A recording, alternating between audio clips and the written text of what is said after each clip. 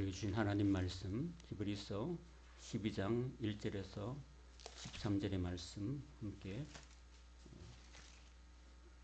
엎드려 봉독합니다.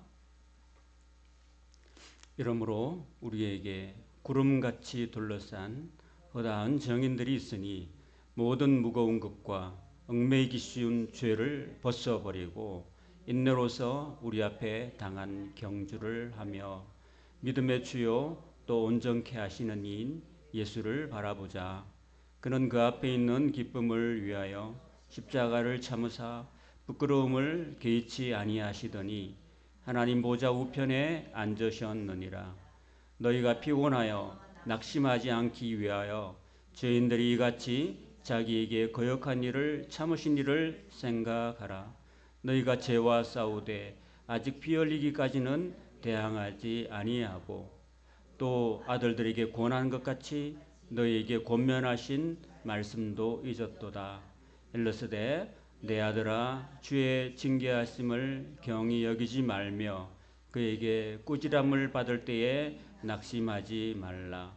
주께서 그 사랑하신 자를 징계하시고 그가 받으시는 아들마다 채찍질하심이라 하셨으니 너희가 참음은 징계를 받기 위함이라. 하나님이 아들과 같이 너희를 대우하시나니 어찌 아버지가 징계하지 않는 아들이 있으리요.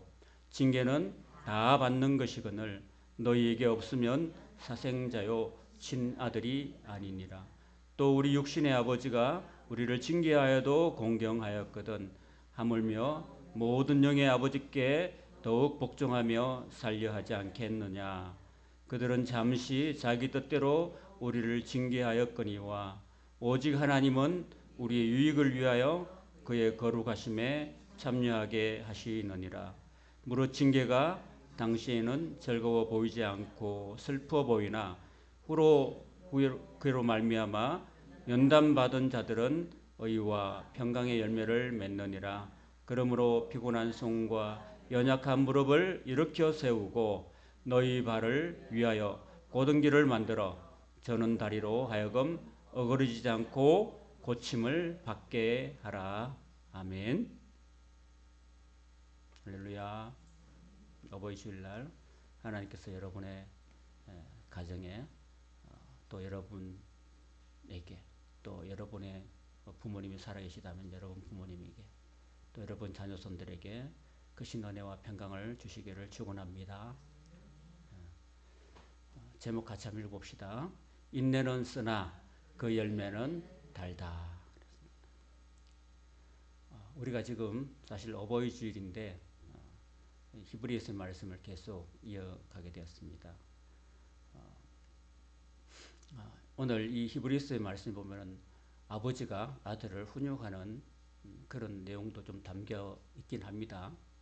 또 연관해 보면은 또 어버이 주일하고도 영 거리가 먼 말씀도 아닌 거죠. 오늘 히브리서 12장에 보면은 이제 첫 시작하는 말씀이 이러므로라고 시작합니다. 그러면 11장하고 다 연결되어 있는 말씀이에요. 그래서 그때 당시에 예수를 믿는다는 것이 쉬운 일은 아니었던 것 같아요. 좀 피곤하기도 하고 힘들기도 하고 마치 이 히브리서 기자는 그 믿는 성도들이 그 믿음 생활하는 것을 스포츠 경기에 비유하고 있다는 겁니다. 작년인가요? 작년에 그 예능 프로그램에 기안84라는 김희민 씨라는 분이 예능 대상을 받았죠. 뭐 여기저기 뭐 남미 국가도 가고 막 이렇게 노숙 비슷하게 하고 그러면서 이분이 어떤 거를 했냐면요. 그 마라톤에 한번 도전해 봤습니다. 마라톤에 도전하면서 42.195라는 그런 장거리 경기를 보통 그 프로 선수들은 2시간 10분 안팎으로 들어옵니다. 저는 그게 42.195를 달려본 적이 없어요. 저는 이 폐수술을 하고 난 다음부터는 달리기 잘 못하는 그냥 걷기만 열심히 하고 있는데 그분이 이제 그 도전을 한번 해본 거죠. 그런데 몇 시간 만에 들어온 줄 아세요? 거의 5시간 가까이. 그러니까 해가 어둑어둑할 때 들어오게 되죠. 그래 중간에 보니까 얼마나 힘들든지 뭐 오르막도 있고 뭐 내리막도 있고 너무 힘들어요. 막 뛰다가 가다가 또 주저앉기도 하고 너무 피곤한 거죠. 그죠? 힘들고.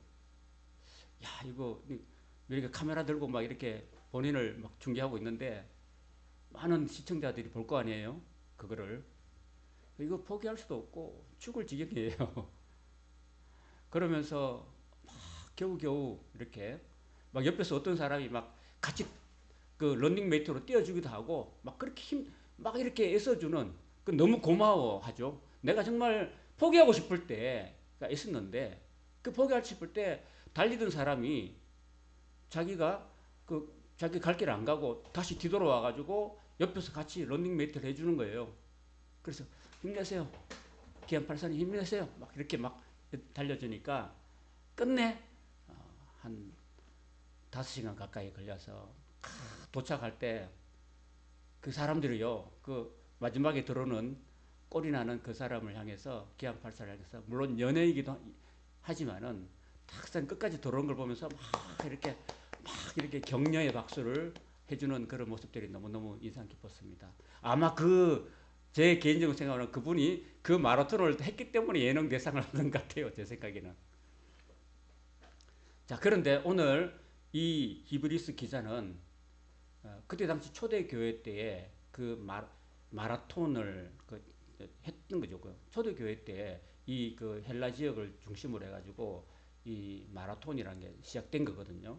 그 마라톤 전투라고 있었습니다. 마라톤 전투에서 그 병사가 우리가 이겼습니다! 라고 그 성전보를 알려주려고 달려갔던 거리가 42.195km였다는 겁니다. 그래서 거기서 이제 4년마다 한 번씩 그리스의 그 도시 국가들이 모여서 이렇게 체육대회를 하는데 그 체육대회 최종 대미가 뭡니까, 여러분? 올림픽 하면 마지막에 하는 경기가 뭐예요? 마라톤이에요, 마라톤. 그러니까 저는 기억나는 게 우리 황영조 선수가 스페인의 그 바르셀로나의 올림픽에서 그 마지막에 대한민국 선수로서 그 키도 크지도 않아요. 조그만데 그분이 참 수많은 그런 기라슨 같은 그런 많은 선수들 제치고 1등으로 쫙 그 올림픽 주경적으로 들어오는 모습을 보면서 우리가 너무너무 자랑스럽고 기쁘고 또 우리나라 금메달 따가지고 너무너무 기뻤습니다. 그 경기를 지금 비유하고 있는 거예요. 지금. 여러분들이 믿음의 생활은 마치 이 마라톤 경기와 같습니다라고 비유하면서 설명하고 있는 거죠, 여러분. 그래서 1절에 보면 그러므로 우리에게 구름같이 둘러싼 허다한 정인들이 있습니다. 그랬습니다. 앞장에 11장에서 말씀했던 그 수많은 믿음의 사람들이 바로 거기서 말하는 정인들이라는 것은요, 관람자라는 거고요. 그 경기를 관람하는 관람자인데 그 수동적인 관람자가 아니라 적극적인 관람자라는 뜻이에요. 적극적인 관람자는 뭡니까? 막 응원하는 거죠. 그죠? 응원하면서 보는 거죠. 그죠? 그런 겁니다. 그런 의미가 여기 담겨 있는 거예요. 그래서 그 믿음의 선진들이 지금 하나님 앞으로 다 가 있지만은 그 사람들이 지금 현재 히브리인 여러분들을 향해서 지금 하늘나라에서 여러분들을 응원하고 있습니다. 라고 이야기하고 있는 거예요, 여러분. 저는 그런 생각이에요. 저희 어머님이 이제 재작년에 돌아가셨는데 그 어머님이요, 항상 그 늦게 예수를 믿고 난 다음에 항상 우리 자녀를 위해서 기도하셨어요. 제가 대구에 집에 가면은 식사 기도를 제가 하려고 그러니까 목사님 제가 할게요 하면서 막 나를 위해서 막 축복하고 기도하는 거예요. 우리 아들이 막 이렇게 목회하고 힘드는데 하나님 복 주시고 힘드세요. 이렇게 막 어머니로서 막 기도를 해주시는 거예요, 여러분. 그래서 그렇게 기도하셨던 그 어머님이 지금 이제 세상을 떠나고 이제 안식의 나라에 가 계시잖아요. 거기서도 살아 계신 거죠, 영이 살아 있어서 뭐 하시겠어요? 밤낮 뭐 하시겠습니까, 여러분? 우리 주님께서도 하나님 보좌 우편한 쪽에서 밤낮 우리 성도를 위해서 간구하신다고 성경은 말씀하고 있습니다. 간구하고 있다는 건 기도하고 있고 또 우리가 믿음의 길을 잘 가도록 응원하고 있는 거죠, 여러분. 그래서 이런 수많은 11에서 11장에 나오는 그런 많은 우리 믿음의 선진들이 있습니다. 아벨부터 해가지고요. 그 다음에 에녹, 노아, 그리고 아브라함, 이삭, 야곱, 요셉, 모세, 수많은 우리 믿음의 선진들이 있다는 거예요. 그 사람들은요, 그 모세 같은 경우를 들자면은 모세는 이집트의 왕자로 자랐잖아요. 그러면서 가만히 있으면 뭐가 돼요? 왕이 될 수도 있는 거잖아요. 그렇죠? 가만히 있으면은 왕이 될 수 있는데 그렇게 자기가 어릴 때부터 어머니가 그 아이에게 믿음을 심어주고 너는 바로 하나님의 자녀야. 너는 하나님의 자녀야라는 그런 하나님을 자꾸 심어주고 하나님께 대한 소망을 심어준 거예요. 너는 히브리 민족이다. 너는 하나님께서 약속하셨는데 너희 조상들, 너희 할아버지들에게 하나님이 말씀하신 것은 지금 우리가 이 이방 땅, 이집트 땅에 살고 있지만은 훗날에 바로 약속한 가나안 땅으로 이끌어 가실 것이다 라는 약속의 말씀을 듣고서 내가 바로 그 사람이 아닌가라는 생각을 하고서 내가 지금 이렇게 우리 동족들은 이렇게 밖에 나가서 피라미드를 건설하고 스핑크스를 건설하면서 정말 그 피땀 흘려서 고생하고 정말 잠도 제대로 못 자고 노역을 당하는데 내가 이렇게 같은 동족이 고생하는 걸 보면서 내가 어찌 이렇게 궁정에서 편안한 생활을 이렇게 죄악의 낙을 누리고 살 수 있겠느냐. 그럴 수 없다. 그리고 그 죄악의 낙을 포기하고 하나님의 백성과 함께 고난받는 그 길을 선택했다는 겁니다. 왜 그렇게 했느냐면 바로 이렇게 하나님의 백성과 함께 하나님의 뜻을 받들어서 고난받는 그 길, 하나님의 길을 가는 것, 예수님의 길을 따라가는 것, 그것이 바로 영원한 하늘나라의 상급이 있다는 것을 알았기 때문이라고 말씀하고 있는 거예요. 저와 여러분 오늘 이 시대에 살아가는 것도요. 우리가 예수님을 따라가는 것, 예수님을 믿고 예수님이 우리에게 가르쳐준 그 길을 가는 이 제자의 길이 힘들고 어려워도 우리가 가는 이유가 뭡니까?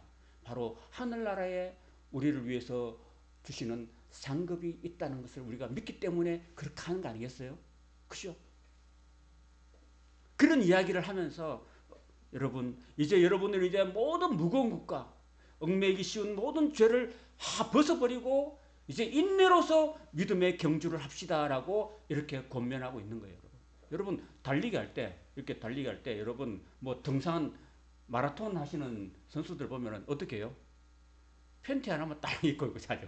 그래서 팬티 하나만 딱 입고 그리고 뭐 위에는 이렇게 젖꼭지 안 보이려고 이렇게 아주 얇은 그런 바람과 땀을 잘 흡수하고 통과시키는 그런 런닝 하나 딱 걸치고 그렇게 달리잖아요. 왜?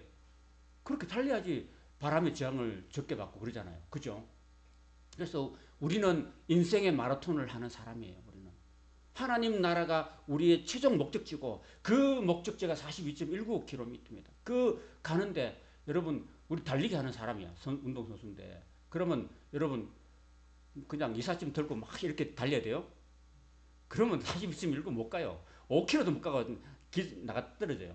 그러니까 모든 무거운 것들 그런 것들 다 벗어버려야 돼요. 다 내던져 버려야 돼요. 그리고 우리 몸을 아주 가볍게 하고 그렇게 달려야 된다는 겁니다. 그래서 우리는 이 세상에 살 때에 하늘나라를 향해서 이 세상에 너무 그 로세 아내들처럼 그죠? 그냥 저 뒤에 우리 두고 온 재산, 두고 온 보물, 두고 온 돈 너무 많은데 어떻게 하면 좋아? 뒤로 돌아보면 돌이 된대. 그런데 너무 미련이 생겨가지고 도망가면서 자꾸 뒤에 생각나요. 저 돈, 저 재산, 저 멋진 차, 자동차, 우리 집, 너무 좋았는데, 어떻게 하면 좋지 하고, 뒤를 돌아보자마자 뭐가 됐어요? 돌이 됐어, 돌이. 그 돌아보니까 또 돌이 된 거야, 여러분. 우리는 이런 세상의 어떤 여러 가지 세상적인 것들, 세상에 집착되는 것, 돈, 명예, 권력, 이런 것들이 자꾸 이 무거운 것들이에요, 이게 무거운. 여러분, 한 10년 전에 기독교 영화 중에서 무거운 새라고 나왔어요. 무거운 새. 새가 너무 살이 쪄가지고 하늘을 못 날아버린 거야.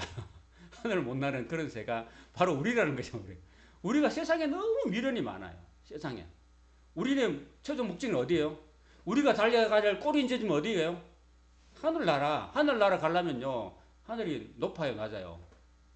날아야 되잖아. 우리는 믿음으로의 날개를 가지고 날아야 되는데 너무 세상 짐이 많고 너무 세상 근심이 많고 너무 세상 욕심이 많으면 우리가 못 날아요. 못 날아서 땅에 그냥 처박혀버리고 말아요. 죄송합니다. 이런 거친 용어를 써가지고.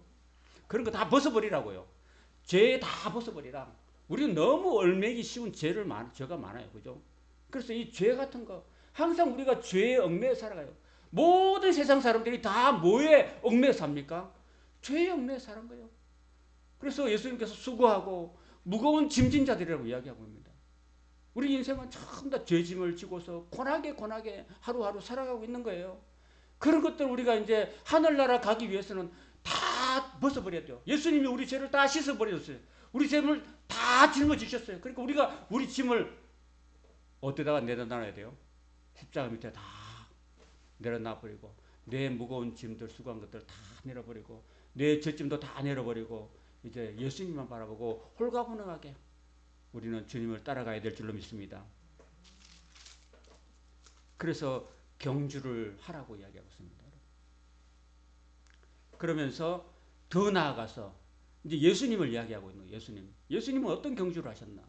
예수님은요, 하늘나라 영광 보좌에 앉아 계셨는데 그 천지를 다 지으시고 인간을 만드시고 인간이 행복하게 살기를 원했는데 인간이 그냥 죄를 지어버렸잖아요.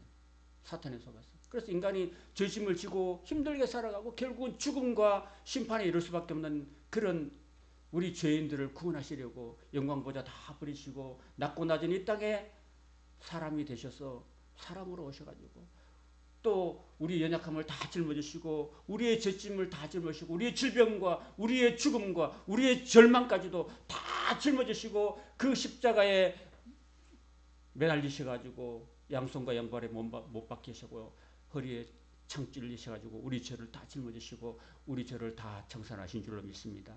왜 그렇게 하셨습니까? 예수님이 그 겟세마네 동산에 저 가봤는데 97년도에 가봤는데 그 겟세마네 동산에 그죠? 이 돌 바위가 있어요. 거기에 앉아서 예수님이 기도하셨다고 합니다. 거기에서 정말 땀방울이 핏방울이 되도록 예수님도 사람이셨기 때문에 그 십자가 그 너무너무 그 고통스러운 십자가를 앞에 두고서 너무너무 밤에 잠을 못 주무시고 한잠도 못 주무시고 그렇게 땀방울이 핏방울이 되도록 기도하셨습니다. 아버지는 모든 것이 가능하오니 할 수만 있다면 이 잔이 내게서 좀 지나게 해줬으면 좋겠습니다. 라고 몇 번 기도했어요? 1, 2, 3. 3번이나 기도했습니다. 하나님은 침묵하셨습니다. 아니다. 다른 길은 없다. 네가 짊어져야 돼. 네가 짊어져야 된다. 네가 져야 될 짐이다.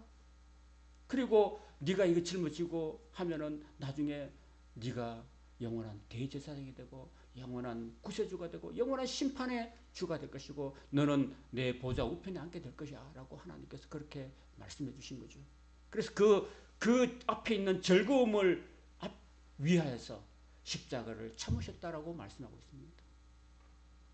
여러분 우리는 이 땅 살아가면서 즐거움과 기쁨이 있어야지 우리가 이 힘든 하루하루의 삶을 우리가 참고 인내하며 살아갈 수 있지 않을까요? 그죠? 예수님이 그 하늘나라에 누리실 그 무한한 영광을 바라보시고 그 십자가를 참으셨다라는 말씀을 하고 있는 거예요. 사랑하는 여러분, 저와 여러분이 이 땅에서 뭘 바라겠습니까, 여러분? 이 땅에서 우리가 남은 생에 얼마나 될지 몰라도 뭘 우리가 기대할 수 있겠습니까? 세상이 우리한테 뭘 줄 수 있겠습니까, 여러분? 아무것도 줄 수가 없는 거죠. 우리에게 무엇이 있습니까? 하나님의 영원한 우리에게 주시는 하나님 나라의 영원한 기업이 있는 줄로 믿습니다. 그 하나님 나라에 우리가 최종 목적지예요. 그 목적에 들어가면은 영원한 무한 복락한 영원한 죽음이 없고 그 질병이 없고 슬픔이 없고 아픔이 없고 고통이 없고 이별하는 것이나 곡하는 것이 없는 영원한 하나님 나라가 우리에게 지금 상급으로 지금 앞에 있다는 겁니다. 우리도 그걸 바라보고 나가야 되는 거예요, 여러분. 아멘. 그래서 우리는 그런 소망을 가져야 됩니다. 예수님께서 십자가를 지실 때 그 즐거움과 그 소망의 기쁨을 가지고 십자가를 참으셨다는 겁니다. 우리도 그렇게 하라는 말이에요, 지금 2절에. 그리고 부끄러움도 개의치 않으셨다고 말씀하고 있습니다. 얼마나 십자가 지는 것이 얼마나 부끄럽고 저주스러운 일인지 몰라요. 그때 당시는 도망간 노예의 두 손과 두 발을 양손에 양발에 십자가에 못 박은 그걸 얼마나 정말 부끄러운 모습에 사실은 부끄러운 모습으로 죽는 얼마나 치욕스러운 일인지 몰라요. 그러나 그것이 온 인류를 죄인들을 구원하시는 유일한 길이라는 것, 그것이 하나님이 기뻐하시는 뜻이를 하나님 예수님이 아셨기 때문에 그 모든 부끄러움을 개의치 않으셨다는 겁니다. 저는 이 말씀을 묵상하면서 야, 주님께서는 나 같은 죄인을 구원하시려고 그렇게 십자가를 참으시고 부끄러움 다 밟아보신 채로 그렇게 십자가의 그 아픔과 부끄러움과 고난을 참고 개의치 않으셨는데 그 주님을 위해서 나는 뭘 하고 살고 있는가? 나는 그 은혜를 받고 하나님의 자녀가 되었고 하나님의 종이 되었는데 나는 주님을 위해서 나는 한 게 뭔가? 라고 생각해 보면은 참 너무나 부끄럽고 아무것도 없다는 생각이 들어요. 그때 초대교회 당시에는 그 예수 믿으면은 유대교가 박해하고 경제권을 경제 활동을 못하게 하고 그리고 그 유대교에서 이탈된 사람들은요 마치 제주도에서 이그 괜당 문화가 있잖아요. 괜당 문화에서 그냥 가족으로 여기지도 않는 그러니까 아주 그냥 무시해버리고 철저히 왕따시켜버리는 그런 어려움도 겪어야 했습니다. 나중에 그 예수님께서 그 나중에 적그리스도 통해서 666을 표를 받으면 어떤 결과가 주어지냐면은 그 666이라는 표를 이마나 오른손에 안 받으면요 그 상거래를 할 수 없거든요. 마트에 가서 물건을 살 수 없는 거예요, 여러분. 뭐 아무것도 굶어 죽어야 돼요. 그 초대교회 당시에도 그렇게 그런 일이 있었다는 겁니다, 여러분. 초대교회 때 네로 시대 때나 도미티안 황제 박해 시대 때에 그 예수를 믿으면은요 그 유대교에서 이렇게 왕따 당할 뿐 아니라 로마 정부에서 이렇게 박해를 당할 뿐 아니라 상거래를 못하고 뭘 살 수 있는 그런 그 모든 혜택들이 다 사라져 버린 거예요, 여러분. 그러니까 얼마나 힘들겠어요, 그때 당시에. 그 생활이 예수님이 돌아가신 난다부터 지금 이 히브리스가 언제 쓰여진지 정확하게 모르지만 60년 후반에 쓰여졌다면 한 30년 동안 계속해서 이런 어려움들이 계속해서 믿는 사람들에게 주어졌다는 겁니다. 제가 지난번에 11장 이야기하면서 그림 보여드렸죠. 그 사람들이 그 땅에서 못 살아가지고 어디로 갔다는 겁니까? 터키에 그 갑바독의 중앙 지역에 거기에다가 굴을 파고 땅 밑에 내려가지고 공기구멍을 내고 햇빛이 안 들어오는 그곳에서 그렇게 토굴을 그 동굴을 만들어가지고 그 밑에서 생활했다는 거 아니겠습니까, 여러분? 그런 어려움을 겪고 살았던 겁니다. 그 얼마나 지치고 피곤한 삶이겠습니까, 여러분? 그래서 낙심하고 정말 피곤하고 지치고 이제는 예수 그만 믿고 싶다. 이제는 옛 유대교로 돌아가고 싶다. 또 편안한 생활을 하고 싶다라는 생각을 왜 안 했겠습니까?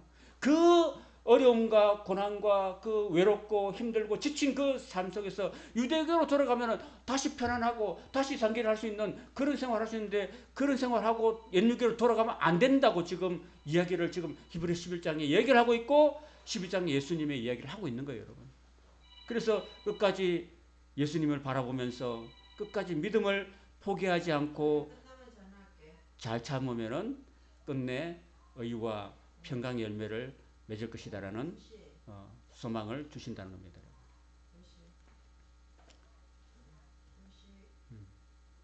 그러면서 성도에게 다가오는 여러 가지 고난은 고난이 오는 것은요 좋게 받아들이라고 이야기하고 있습니다. 고난은 마치 아버지가 아들을 훈육할 때 꾸지람할 때 하는 것처럼 주는 것이니까 고난 그 좋은 거야. 그 고난 아버지가 남의 아들 어떻게 혼내고 할 수 없잖아. 자기 자식 혼내고 바른 길로 인도하기 위해서 혼내고 꾸중하고 또 매도 때리는 거 아니냐. 그래서 너에게 오는 고난도 좋게 받아들이라 이렇게 얘기를 하고 있는 거예요. 여러분 저는 이 말씀 묵상하면서 하나님이 저와 여러분 각자에게 주시는 모든 삶의 그런 이게 서클 있잖아요. 뭐 오르막이 있고 내리막이 있고 이 모든 것들이 다 저는 합력해서 선을 이룬다고 저는 믿습니다. 그러니까 고난이 있어요. 고난도 합력해서 선을 이루는 거예요. 할렐루야. 요셉을 보십시오. 요셉은요, 예, 아버지의 사랑을 독차지해가지고 형들로부터 다 미움을 받았어요. 근데 하나님께서 요셉의 마음속에 꿈을 주셨잖아요. 너의 아버지와 형제 자매들이 다 너한테 절을 하게 될 것이라는 꿈을 2번이나 꾸게 해주신 거예요. 그러고 난 다음에 형들에게 미움을 받아서 저 이집트까지 노예로 팔려가게 됐습니다. 팔려가가지고 얼마나 많은 그 말도 안 통하는 외국에 가가지고 거기서 종살이 하면서 노예 생활하면서 얼마나 외롭고 힘들었겠습니까? 그죠? 세우지도 못한 그런 고난을 당했지 않습니까? 그러나 그는 하나님을 바라보면서 그는 죄를 짓지 않고 성실하게 그는 살았습니다. 보디발의 아내가 그를 유혹해도 하나님 앞에서 어떻게 이 큰 죄를 지어서 덕죄할 수 있겠습니까? 라면서 보디발의 아내 유혹을 물리치고 도망쳐 나왔던 그런 요셉이었습니다. 그런 요셉을 하나님께서 그를 그 지하 감옥에서 들어 올려가지고 이집트 나라에 그 극심한 가문 속에서도 총리로 세워주시는 하나님의 놀라운 은혜가 있지 않겠습니까? 그런 나중에 형들이 찾아와가지고 그 앞에 신분을 나타낼 때 어떻게 했습니까? 그 형들이 막 자기를 죽일까 싶어서 들들 떨었을 때 형들이여 두려워하지 마십시오. 하나님이 당신들이 나를 보낸 게 아니라 하나님이 나를 이곳에 보내셔가지고 만민의 생명을 구원하시려고 이렇게 보내셨습니다. 당신들은 두려워하지 마십시오. 하나님이 이렇게 하셨던 것입니다. 하나님이 만민의 생명을 구원하려고 이렇게 하신 거니까 당신들이 한 게 아닙니다. 당신들은 물론 악을 행했지만 하나님 그것을 선으로 바꾸어서 오늘같이 만민의 생명을 구원하게 하시는 하나님의 뜻이었고 하나님의 사랑이었습니다. 저는 그걸 깨달았습니다라고 형들에게 고백하고 있습니다. 그런 걸 보면서 로마서 8장 28절의 말씀을 우리는 기억해야 됩니다. 한번 따라 보실까요? 하나님을 사랑하는 자, 곧 그 뜻대로 부르심을 받은 자들에게는 모든 것이 합력하여 선을 이루느니라. 아멘. 그렇습니다, 여러분. 이 말씀 우리가 꼭 기억할 수 있기 바랍니다. 우리는 하나님의 사랑하는 자로 부름받았습니다. 하나님의 자녀로 부름받았습니다. 하나님의 자녀에게 일어나는 모든 일들은요, 하나도 헛된 것이 없다는 사실을 기억하시기 바랍니다. 여러분이 이게 지금까지 살아온 모든 과정들 하나님이 다 알고 계시고 하나님 여러분이 주신 아픔들, 여러분이 주신 그 고통들, 여러분이 주신 모든 순간순간의 모든 삶들이 다 하나님의 손 안에 있었고 하나님의 사랑과 하나님의 섭리 안에 있었다는 사실을 믿으시기 바랍니다. 그래서 여러분들이 겪어왔던 뭐 고난의 걸음걸음이 다 합력해서 여러분들을 유익하게 하는 거고 여러분들이 옛날에는 믿지 않았는데 그 고난을 통해서 하나님께 나오고 싶던 계기가 된 것도 있고 그렇습니다, 여러분. 고난은 당시에는 즐거워 보이지 않죠? 그죠? 여기 보잖아요. 여기 보면 징계는 그죠? 당시에는 11절에 보면 즐거워 보이지 않고 슬퍼 보이지만은 그러나 그 징계로 말미암아서 연단을 받으면은 아름다운 열매를 맺는다고 그랬습니다, 여러분. 진주를 보세요. 진주를 보면요. 진주가 어떻게 진주가 됩니까? 그 조개에 불과했잖아요. 조개 하나에 불과했지만 조개가 무슨 귀합니까? 그 조개는 널려져 있는데 그런데 그 조개에 상처가 탁 나는 거죠. 그럼 그 조개가 그 상처를 감싸기 위해서 자기 안에서 막 이렇게 그 몸에서 그런 뭐 물질을 낸대요. 그 상처를 보듬는 그 물질을 내 가지고 결국 그 상처로 말미암아서 뭐가 된다는 거예요? 아름다운 진주가 된다는 거예요, 여러분. 그러니까 그 진주에게 닥쳤던 그 아픔, 그 상처, 그 고난은 어떻게 된 거예요, 나중에? 아름다운 진주라는 그 보석으로 거듭나는 거잖아요. 오늘 저와 여러분들에게 하나님이 주시는 고난이 있다는 거예요. 여러분, 훌륭한 아버지는 그 자녀들한테요, 그냥 오냐 이렇게 키우지 않습니다, 여러분. 훌륭한 아버지는 그 자녀가 훌륭한 인물이 되고 훌륭한 그런 사람이 되기 위해서 어릴 때부터 바른 길을 이끌기 위해서 아이가 잘못하면은 꾸지람하고 채찍질도 하는 거죠. 그죠? 세상의 아버지는 그렇게 하는 거예요.